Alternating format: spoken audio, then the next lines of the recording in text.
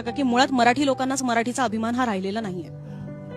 मराठी लोकांना मराठीचा फक्त अभिमानच राहिलेला आहे.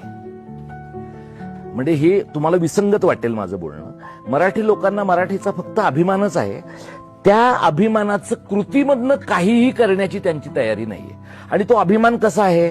तो अभिमान म्हणजे मराठी भाषा दिनाच्या दिवशी स्टेटस ठेवायचं, महाराष्ट्र दिनाच्या दिवशी स्टेटस ठेवायचं, मराठी पंधरवड्याच्या वेळेला शिवाजी महाराजांवरचे इतर सगळे हे निबंध एकमेकांना पाठवायचे. म्हणजे मी खूप वेळा लोकांना असं म्हटलंय की 27 फेब्रुवारी आणि 1 मे हे आमच्यासारख्या मराठी भाषेचं काम करणाऱ्या लोकांचे बैलपोळ्याचे दिवस आहेत.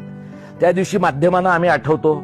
त्या दिवशी सगळ्या राजकीय नेत्यांना असं वाटतं की थोडेच लोक उरलेत मराठीचं काम करणारे, यांचा सत्कार उरकून टाकता येईल. प्रश्न असा आहे की मराठी लोकांना भाषा टिकवण्यासाठी कष्ट करावे लागतात, बूड हलवावे लागतं, हे मराठी लोकांना माहीत नाहीये. भाषा टिकवण्यासाठी तुमच्या मुलांना तुम्ही मराठी शाळेत घातलं पाहिजे.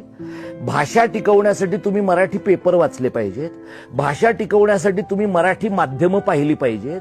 आणि भाषा टिकवण्यासाठी मराठी पोटाची भाषा होण्यासाठी लागणारं सगळं तंत्रज्ञान तुम्ही मराठीमध्ये आणलं पाहिजे. खूप व्यापक पद्धतीवर